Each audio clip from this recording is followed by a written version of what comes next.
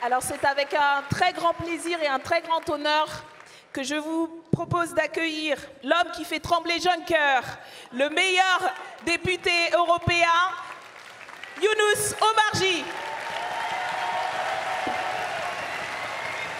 Merci. Merci beaucoup pour votre accueil. Vous savez, c'est votre soutien constant qui me donne la force de porter ces combats si difficiles au Parlement européen. Et je suis convaincu que votre soutien n'ira que grandissant avec le commando qui va me rejoindre après le 26 mai pour ensemble continuer à batailler au Parlement européen. Chers amis insoumises et insoumis, nous ne pouvons pas, ce matin, faire comme si hier n'avait pas existé. Parce qu'hier est un jour qui correspond, de mon point de vue, à un tournant dans l'histoire de ce quinquennat. Malgré le chaos annoncé, malgré la mise sous tension du pays, nous voyons que le mouvement populaire des Gilets jaunes s'est renforcé. Il s'est amplifié et nous devons, pour les jours qui viennent, l'accompagner comme nous avons fait tout au long des semaines qui viennent de s'écouler. Mais ce qui nous inquiète ce matin, ce qui nous inquiète, c'est la dérive autoritaire du régime macroniste, aujourd'hui en décomposition. Ce qui nous inquiète, c'est la répression, souvent disproportionnée, la criminalisation de l'action politique, la criminalisation des mouvements écologiques. Et j'ai une pensée aujourd'hui pour Florent Campin, pour tous nos amis de la Terre qui a subi hier une garde à vue indigne. Cette France-là, cette France sous Macron, ce n'est pas la France qu'on aime. Et ce mouvement des Gilets jaunes nous rappelle, s'il le faut, combien ce temps que nous vivons est un temps éminemment politique.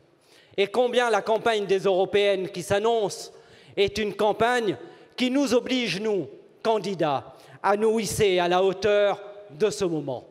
Il nous rappelle combien nous devons, dans les institutions, dans les assemblées, à l'Assemblée nationale, au Parlement européen, porter la voix du peuple, défendre le peuple. Il nous rappelle aussi que d'une certaine manière, dans les institutions, nous sommes le prolongement du peuple. Et dans cette action, je dois dire que les intérêts du peuple se confondent avec ce qui, de mon point de vue, est la mère des batailles. Ils se confondent avec la protection de la planète et avec la prise en compte de l'écologie. Oui, l'intérêt général se confond avec la survie de la planète, avec la survie de notre espèce, avec la prise en compte de toutes les autres espèces vivantes. Parce que nous vivons un moment qui est inédit, un moment qui est tragique dans l'histoire de l'humanité. Nous sommes à ce moment de la 6e vague d'extinction des espèces. Nous sommes à ce moment où la survie même de l'espèce humaine est mise en cause. Nous sommes à ce moment où le réchauffement climatique est en cours. Et nous sommes à ce moment où les flottes industrielles financées par l'argent des contribuables européens ont fait de nos océans des cimetières marins. Nous sommes à ce moment où, si nous continuons avec la prédation incitée par la Commission européenne, il n'y aura plus un seul poisson, ni crustacé, ni coquillage connu disponible pour la pêche commerciale avant 2050. Et c'est pourquoi ce combat pour nos océans, pour l'écologie est pour nous le combat majeur, le combat essentiel. Et c'est aussi pourquoi j'ai mené la bataille, il faut bien le dire, un peu seul contre tous, mais avec vous tous. J'ai mené la bataille pour l'interdiction de la pêche électrique. Et nous avons obtenu une victoire historique au Parlement européen. Eh bien, pour vous expliquer l'Europe, il n'est pas besoin de grandes théories. Autant prendre des exemples pratiques. Et l'exemple de la pêche électrique vous permet de comprendre à quel point cette Europe a un problème avec la démocratie et un problème avec les peuples. Un problème avec la démocratie et avec le peuple, puisqu'elle cherche aujourd'hui à affronter le vote populaire que nous avons obtenu au Parlement européen et par des coups tordus qui se préparent dans des chambres secrètes, à remettre en cause aujourd'hui ce vote. Eh bien, je vous le dis, la bataille ne fait que commencer. Nous la continuerons jusqu'au vote du 26 mai et la question de la pêche électrique sera au cœur de la bataille pour les européennes. La question de l'écologie sera au cœur de la bataille des européennes. Et vous pouvez prendre tous les dossiers, eh bien cette question de l'écologie, toujours elle finit par transcender.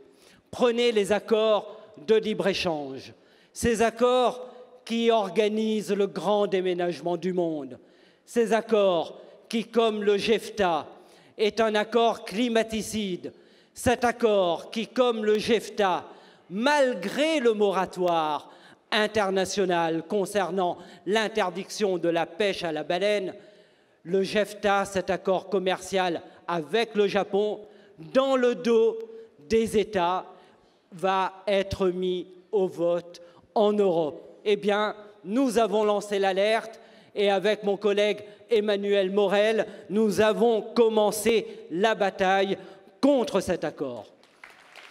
Et nous mènerons la bataille dans la future législature au Parlement européen contre tant d'autres accords qui non pas protègent les peuples comme ils disent, mais au contraire qui fragilisent partout en Europe la production et l'emploi. Le Mercosur, par exemple, qui est un accord dévastateur pour les éleveurs français. Et bien sur tous ces accords, nous prenons, nous, l'engagement que nous les refuserons.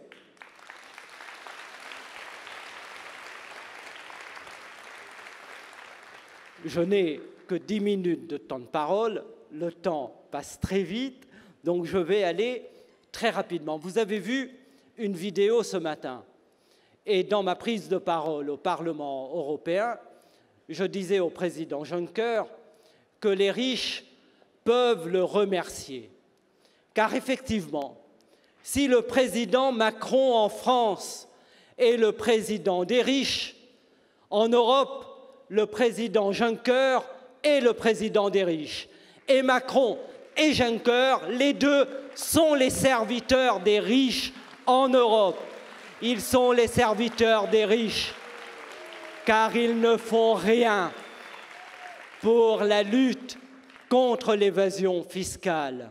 Ils sont les serviteurs des riches, car ils organisent en réalité les intérêts toujours de ceux qui veulent tout accumuler le plus rapidement contre les intérêts des citoyens, contre les intérêts de notre santé, car autrement, comment expliquer que le glyphosate, dont tout le monde connaît la nocivité, ne soit toujours pas interdit?